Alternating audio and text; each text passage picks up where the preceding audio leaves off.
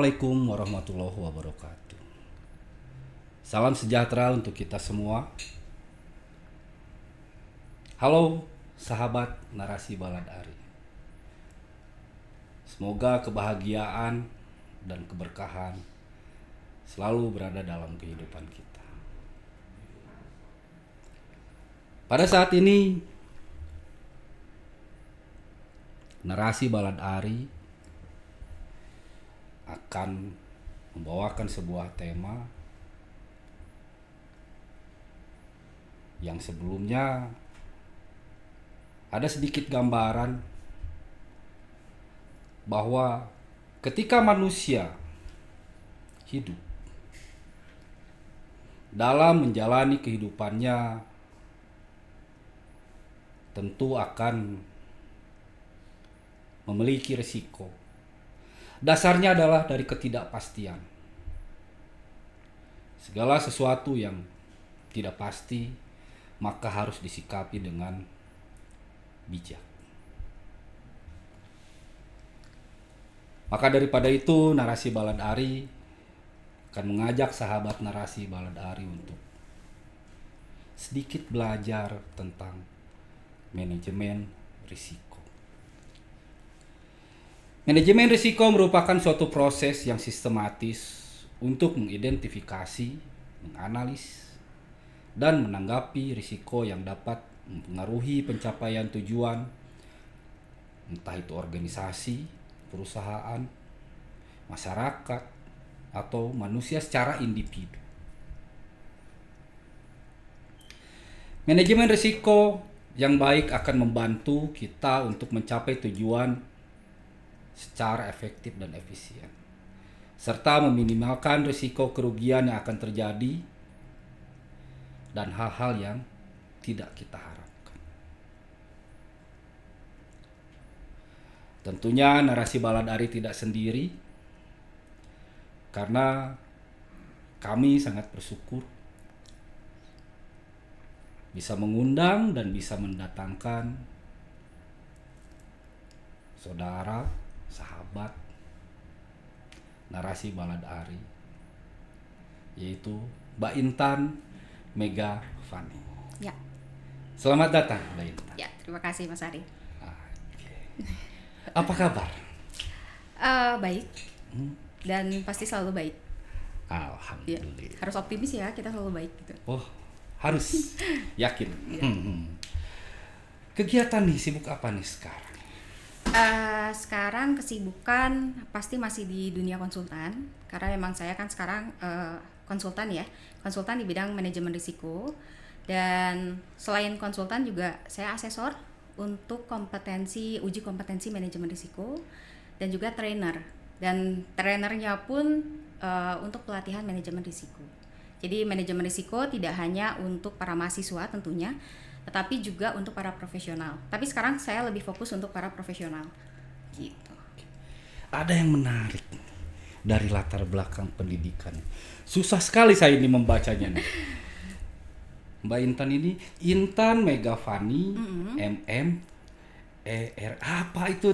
Bisa dijelaskan itu Mbak, itu apa? Oke. Jadi kita cerita dari basic pendidikan dulu ya. Okay. Jadi sebenarnya basic pendidikan saya awalnya itu adalah akuntansi. Saya dulu akuntansi di Unpad, kemudian setelah lulus akuntansi saya berprofesi sebagai external auditor di salah satu perusahaan Big Four, salah satu Big Four yang ada di Indonesia. Setelah itu saya ngambil magister manajemen itu di bidang manajemen risiko. Jadi konsentrasinya khusus di bidang manajemen risiko. Nah, karena memang ada kecintaan dengan manajemen, karena manajemen itu kan tidak monoton ya. Manajemen itu dinamis sekali dan sesuai dengan kebutuhan apa yang memang dibutuhkan oleh individu itu sendiri atau bahkan untuk perusahaan gitu. Akhirnya saya menggeluti di bidang manajemen, tapi spesifiknya adalah manajemen risiko. Nah, untuk kebutuhan itu sebelum saya masuk ke dalam dunia konsultan, itu saya mengambil beberapa sertifikasi di bidang manajemen risiko. Salah satunya mungkin yang Mas Ari lihat di situ ada IRMCP, ada KRMP gitu. Itu adalah gelar sertifikasi profesi untuk di bidang manajemen risiko. Cuma perbedaannya kalau untuk IRMCP itu adalah gelar yang internasional, di mana lembaga sertifikasinya itu basisnya di Singapura, tetapi secara Asia Pasifik itu sudah diakui. Sementara kalau untuk KRMP itu gelar profesi yang nasional, jadi BNSP, di bawah BNSP. Tapi keduanya manajemen risiko. Sama-sama manajemen risiko. Betul, sama-sama manajemen risiko. Nah, seiring dengan perkembangan gitu kan, kalau dulu manajemen risiko ya udah hanya berdiri manajemen risiko sendiri gitu. Tetapi kebutuhan dalam industri itu ternyata tidak cukup kalau hanya manajemen risiko, karena pada dasarnya manajemen risiko tidak bisa berdiri sendiri. Dia akan selalu melekat pada konteks. Nah, salah satu konteksnya adalah tata kelola perusahaan yang baik. Kalau dulu mungkin pernah dengar Mas Ari GCG atau Good Corporate Governance gitu kan, itu adalah tata kelola perusahaan yang baik. Nah, kebutuhan itu pada akhirnya saya mengambil satu sertifikasi yang lainnya, yaitu CGP atau Certified Governance Professional. Jadi ini adalah untuk tata kelolanya, di mana sertifikasi yang CGP ini sebenarnya melengkapi sertifikasi yang di bidang manajemen risiko. Karena manajemen risiko tidak bisa keluar dari tata kelola. Tata kelola di dalamnya ada manajemen risiko. Manajemen risiko melekat pada tata kelola perusahaan. Ini kalau kita dalam bicaranya konteksnya perusahaan ya gitu ya, dalam industri, iya. Dalam perusahaan. Tapi kembali lagi, kalau saya sebagai praktisi manajemen risiko gitu ya, saya lebih ingin mengarahkan sebetulnya awareness bahwa manajemen risiko ini tidak hanya ada di perusahaan saja, atau bagi mereka yang menjalankan usaha bisnis, tapi juga sebagai individu kita juga harus punya pengelolaan terhadap risiko. Nah, itu adalah background saya ya gitu. Kalau misalnya ya dielaborasi seperti itu. Luar biasa. Dari latar belakang pendidikan yang saya tidak bisa membacanya. Artinya narasi Baladari sangat beruntung bisa kedatangan Mbak Intan ini. Ya, terima kasih. Saya juga senang loh misalnya ada di sini ya, karena maksudnya saya memang senang sharing sebetulnya gitu ya. Cuma kan sharing dalam forum yang terbatas, biasanya hanya teman-teman dekat atau teman-teman yang saya kenal. Tapi kalau misalnya ada di sini, tentunya juga saya bisa sharing pada orang lain yang memang di luar daripada komunitas saya biasanya gitu. Betul, karena itu pun merupakan tujuan kami. Kami bertujuan yang tadinya teman-teman atau sahabat narasi Baladari tidak tahu menjadi tahu. Apa itu manajemen risiko?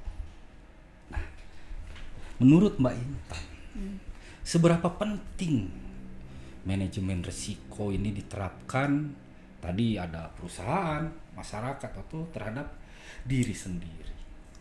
Oh, kalau saya sebagai praktisi manajemen risiko ya pasti ngomongnya penting sekali gitu.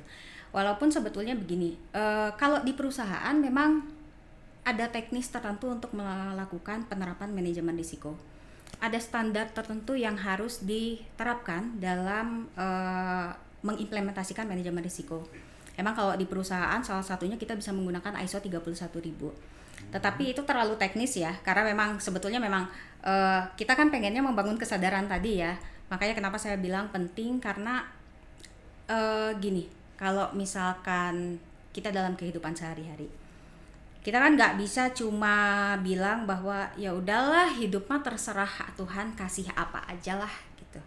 Betul. Sama halnya seperti misalnya nih Mas Ari ya, misalnya mau nyari jodoh tapi diem terus di kamar, apa jodoh itu akan datang dari Tuhan culuk gitu kan? Enggak, ya, betul kan? Betul. Tetapi harus ada proses di dalamnya. Tetapi kita juga nggak bisa menjalankan satu proses itu secara acak, secara random. Kita harus ada artinya tujuan gitu, tujuan tertentu, menetapkan tujuannya apa. Kemudian setelah ada tujuan di dalam hidup kita bisa memetakan proses yang harus kita lalui itu apa saja. Nah, tentunya dalam kita memetakan setiap proses ini, kembali lagi tadi disebutkan di awal bahwa ada ketidakpastian. Semua proses ini pasti berjalan, pasti bisa jadi tidak berjalan, betul ya? Start. Nah, sebelum masuk jauh ke dalam manajemen risiko, kita harus pahami dulu risiko ini apa. Jadi risiko itu kalau bahasa kita sebagai ini ya, individu ya, risiko itu kan sebenarnya bentuk potensi ya. Jadi kalau dibilang apakah risiko itu masalah? Belum tentu masalah. masalah itu adalah sesuatu yang memang sudah terjadi. Sudah terjadi, betul. Nah, kita manajemen risiko kita akan mengelola potensi supaya tidak menjadi masalah. Nah, supaya makanya tidak terjadi permasalahan itu. Betul. Makanya kenapa saya bilang itu penting dalam kehidupan kita sendiri. Misalnya jangan jauh-jauh lah yang punya usaha, mahasiswa aja. Mahasiswa pasti kan punya target tujuan tertentu. Misalnya dia dia misalnya angkatan tahun 2023 misalnya gitu ya. Artinya 4 tahun kemudian itu 2027. Nah, mahasiswa pasti menerapkan ada tujuannya. Saya ingin lulus kuliah di tahun 2027 dan spesifik saya pengen IPK-nya 3,51. Paling tidak cum laude misalnya. Selama dia menjalankan proses perkuliahan ini, kebayang nggak kalau misalnya saya punya tujuan tahun 2027 saya mau lulus dengan IPK 3,51, tapi kita tidak memetakan dan tidak tahu risiko ketidakpastian yang mungkin timbul selama perkuliahan. Tiba-tiba saya sakit, yang harus cuti misalnya. Tiba-tiba saya terlalu banyak ekstrakurikuler yang sampai akhirnya nilainya jadi turun gitu. Nah, ketika kita tidak bisa memastikan atau bukan memastikan yang tidak pasti, itu juga tidak tepat, tapi memetakan sesuatu yang tidak pasti kemudian kita kelola, kemungkinan untuk bisa mencapai tujuan tadi lulus tahun 2027 dengan IPK 3,51 itu sulit untuk dicapai. Bisa dicapai mungkin karena faktor keberuntungan misalnya gitu, tetapi pasti dalam prosesnya ini jadinya nggak rapih gitu. Nggak tertuntun gitu. Terus kemudian yang mau saya tekankan juga di sini bahwa risiko kita selalu berpikirnya negatif, betul ya? Ya. Risiko segala sesuatu, risiko kecelakaan, risiko tidak lulus tadi kalau misalnya ini ya, risiko tidak mendapatkan pekerjaan. Tetapi kami dari praktisi manajemen risiko itu sebenarnya ada dua, risiko positif dan risiko negatif. Ketika mahasiswa risikonya lulus tepat waktu atau bahkan tidak lulus tepat waktu, itu adalah risiko.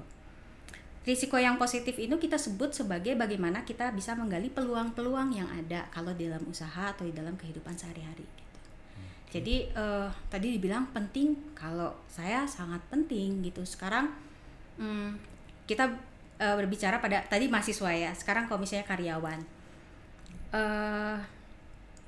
kita kalau misalnya kerja asal kerja gitu ya, bisa gitu. Tapi apakah kita melihat ketidakpastian ketika kita melakukan satu pekerjaan tersebut atau bekerja di dalam satu perusahaan? Mungkin nggak sih ada nggak sih ketidakpastian? Ini saya balik nanya nih ya, Mas Ali. Mungkin nggak sih kalau misalnya ada ketidakpastian saya ternyata di layoff atau di PHK? Mungkin nggak sih? Ketika kita bekerja di satu perusahaan, coba. Bisa kan? Artinya ketidakpastian terhadap pekerjaannya itu ada. Ya. Bisa tiba-tiba di PHK. Tanpa ada angin, tanpa ada hujan, keputusan owner misalnya PHK gitu. Nah, kebayang kalau orang ini tidak menerapkan manajemen risiko. Dia hanya bekerja saja, dia yang penting digaji setiap bulan. Ketika ada layoff atau ada pengurangan pegawai, dia pasti nggak tahu mau ngapain.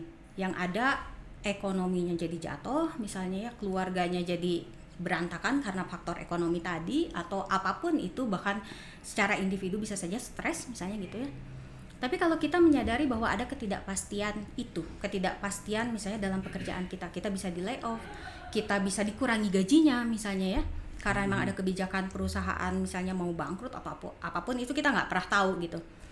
Nah, ketika kita bisa memetakan ada ketidakpastian itu, pasti kita akan berpikir ya, oke, saya berarti harus punya pekerjaan sampingan. Saat ini mungkin kita berpikirnya pekerjaan sampingan ini sebagai tambahan pendapatan. Tetapi untuk kedepannya, kalau saya sampai di PHK di sini, saya masih punya pegangan satu hal ini.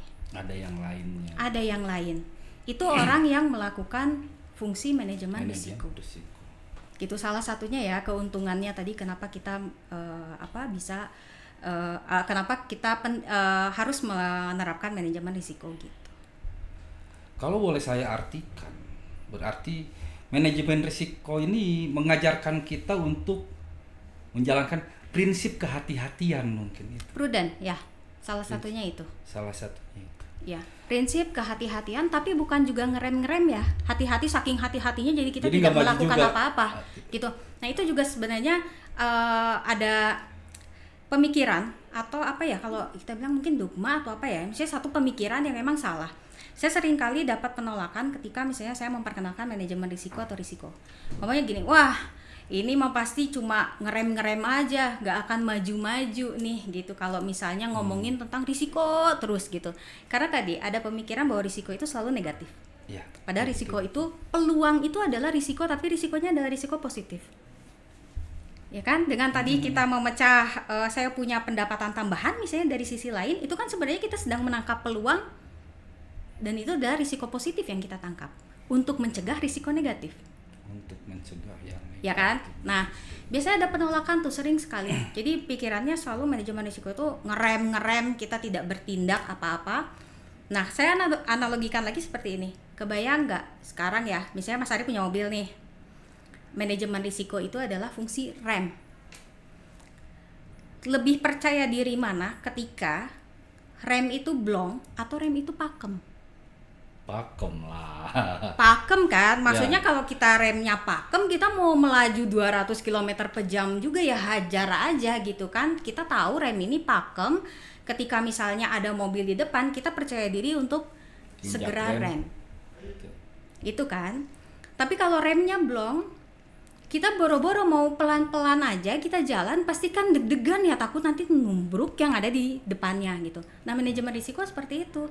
Jadi kalau dibilang oh manajemen risiko seperti rem, nantinya jadi berhenti terus karena takut ada risiko ini, justru tidak. Justru dengan kita tahu risikonya apa, kita tahu cara mengelolanya seperti apa.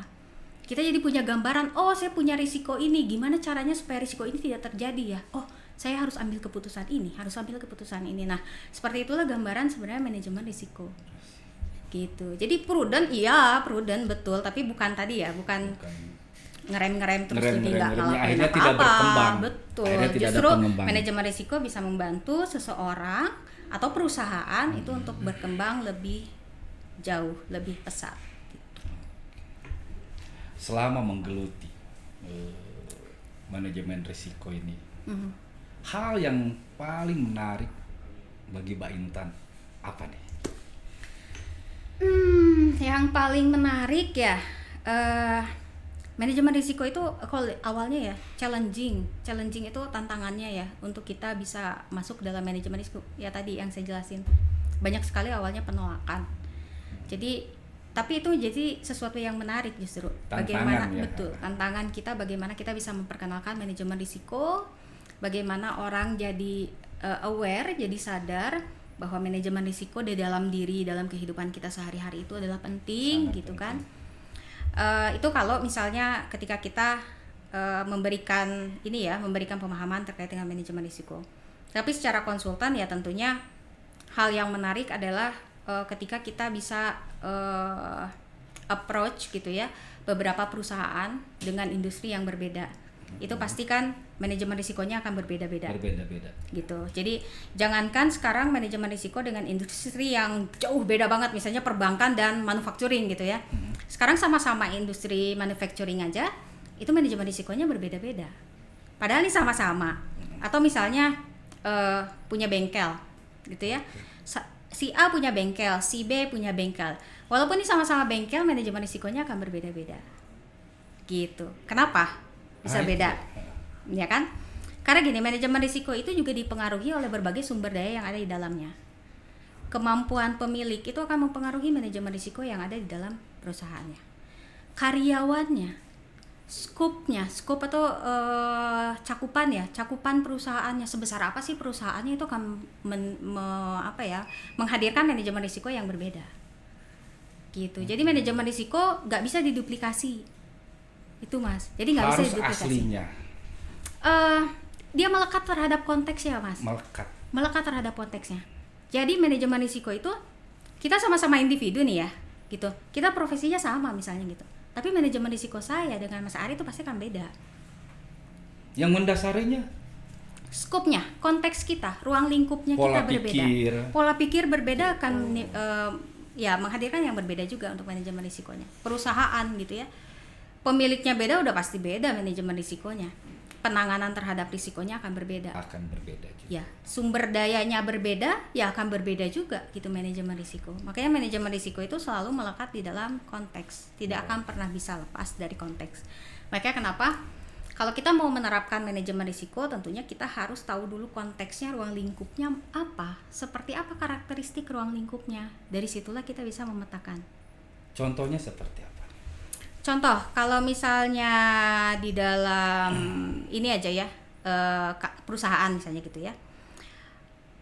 Saya pernah melakukan penilaian terhadap maturitas manajemen risiko dalam satu perusahaan. Perusahaan ini sama-sama industrinya di bidang asuransi. Tetapi yang satu adalah dia, kalau kita bilang konglomerasi keuangan. Konglomerasi keuangan itu adalah induk usahanya asuransi, tapi di bawahnya ada lembaga keuangan non bank lainnya. Jadi anak-anak perusahaannya. Yang satu dia hanya berdiri satu gitu ya. Nah, dia asuransi juga sama nih, tapi dia bukan konglomerasi keuangan. Dia cuma berdiri satu perusahaan saja. Nah, ini kan konteksnya sudah berbeda. Kenapa konteksnya berbeda? Yang ini hanya dipengaruhi oleh pasar saja. Karena dia hanya perusahaan tunggal. Berarti pasar asuransi saja kan yang mempengaruhi. Hanya satu itu saja. Betul. Pasar. Tetapi kalau yang ini, karena dia punya anak-anak, otomatis risikonya juga adalah dipengaruhi oleh bagaimana anak-anak perusahaannya ini bergerak, bertindak. Manajemen risiko udah pasti akan beda. Standarnya menggunakan sama pakai ISO 31000 juga. Tetapi cakupannya berbeda.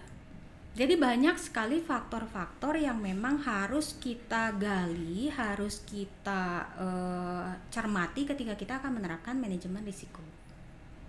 Semakin besar yang dihadapi, risikonya pun semakin besar. Bisa seperti itu. Bisa seperti itu. Tapi kalau saya selalu bilangnya gini, semakin return kan bisa high risk high return gitu ya. Semakin tinggi semakin tinggi lah kita, berarti risikonya makin tinggi.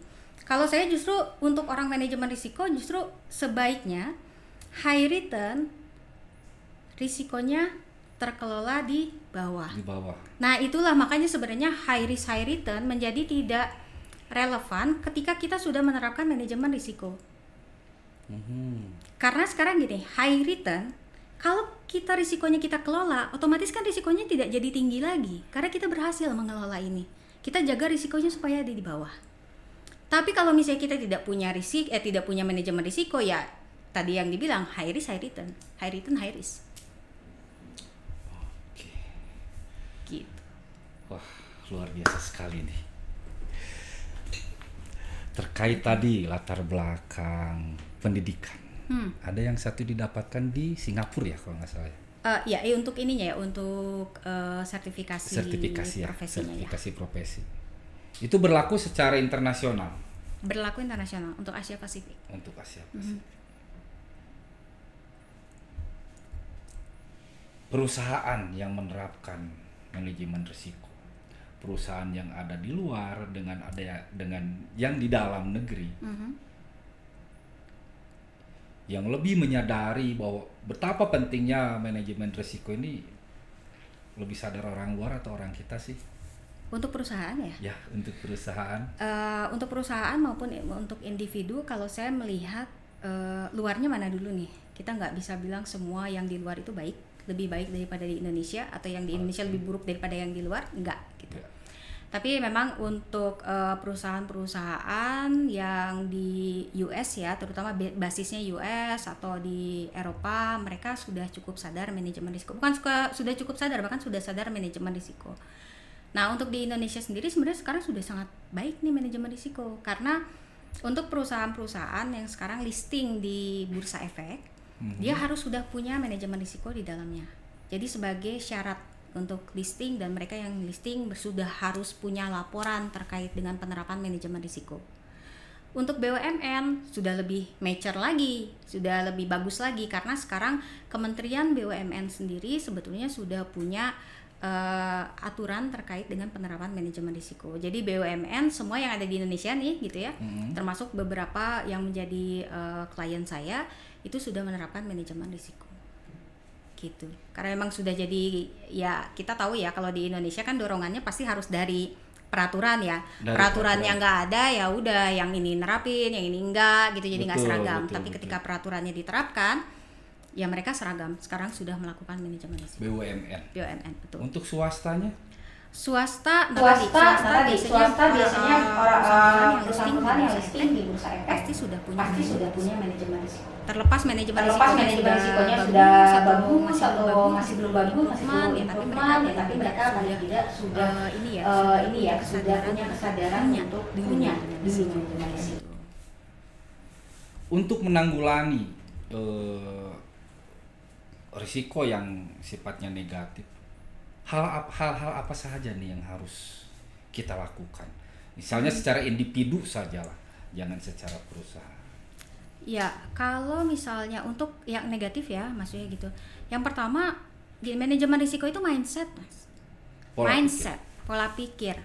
Di mana mindset ini pada akhirnya kalau kita lakukan menjadi attitude kita kan. Ketika terus-menerus kita lakukan, bukan hanya menjadi attitude tetapi menjadi budaya di dalam diri kita, benar ya? Gitu. Jadi ketika kita mau melakukan tadi pengelolaan terhadap risiko yang negatif, ya artinya kita harus sadar dulu bahwa ada tadi ketidakpastian di dalam kehidupan kita. Itu secara soft skill-nya lah ya.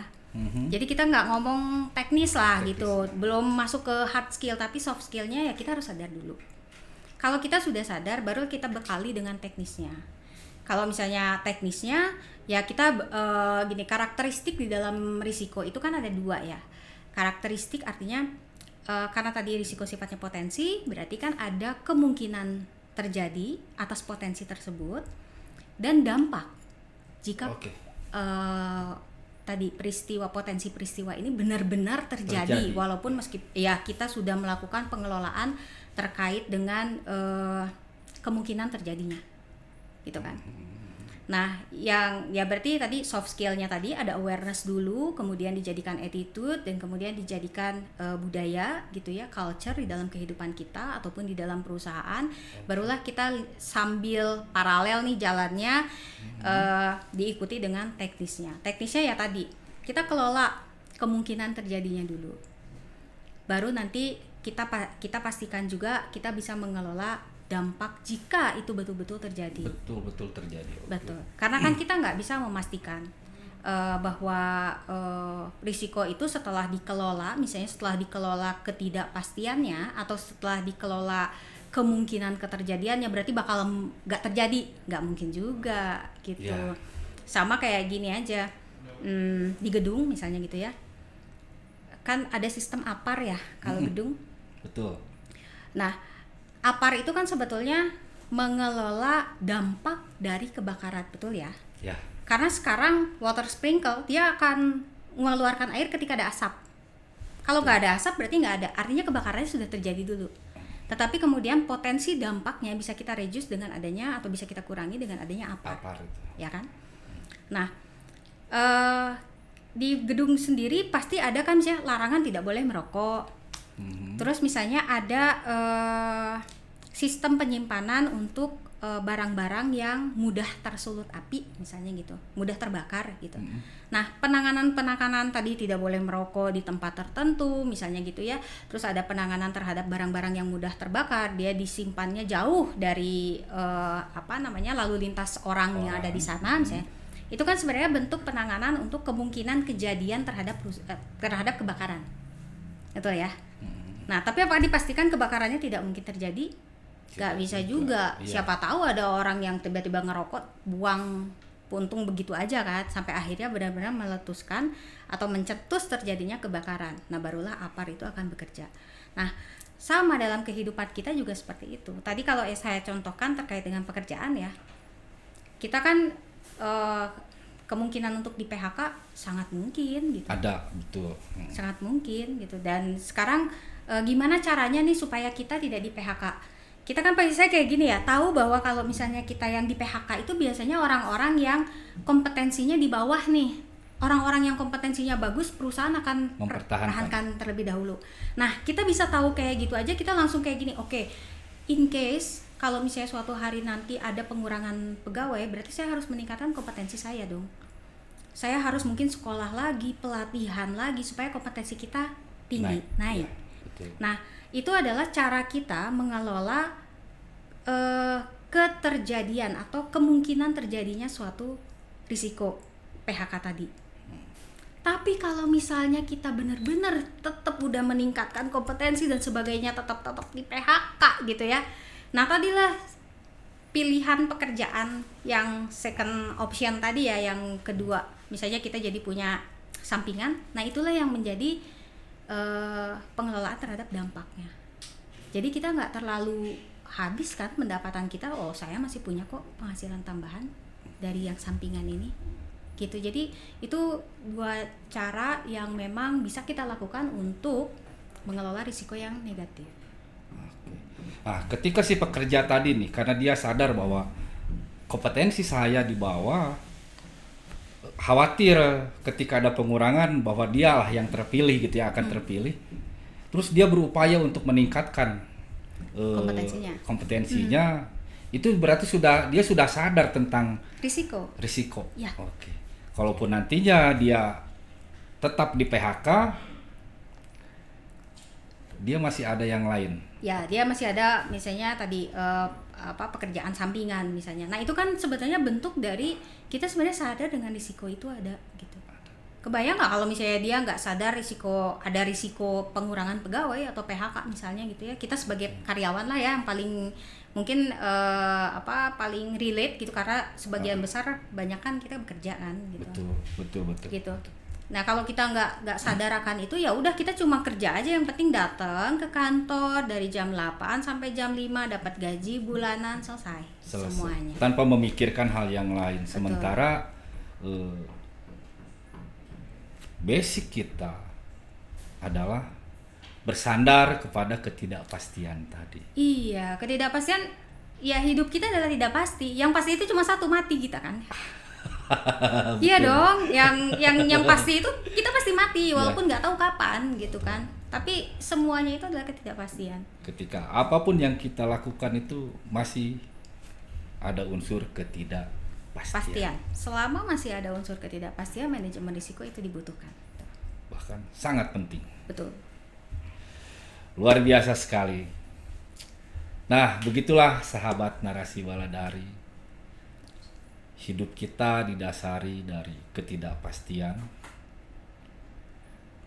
Apapun bisa terjadi, apapun bisa menimpa dan menjadi penghalang dalam kehidupan kita. Tiada salahnya dari awal atau dari dini sekali kita belajar, mempelajari apa itu manajemen risiko dan menerapkan di dalam kehidupan sehari-hari. Biarkan ketidakpastian itu tetap ada, tapi kita bisa menguasai ketidakpastian tersebut. Assalamualaikum warahmatullahi wabarakatuh.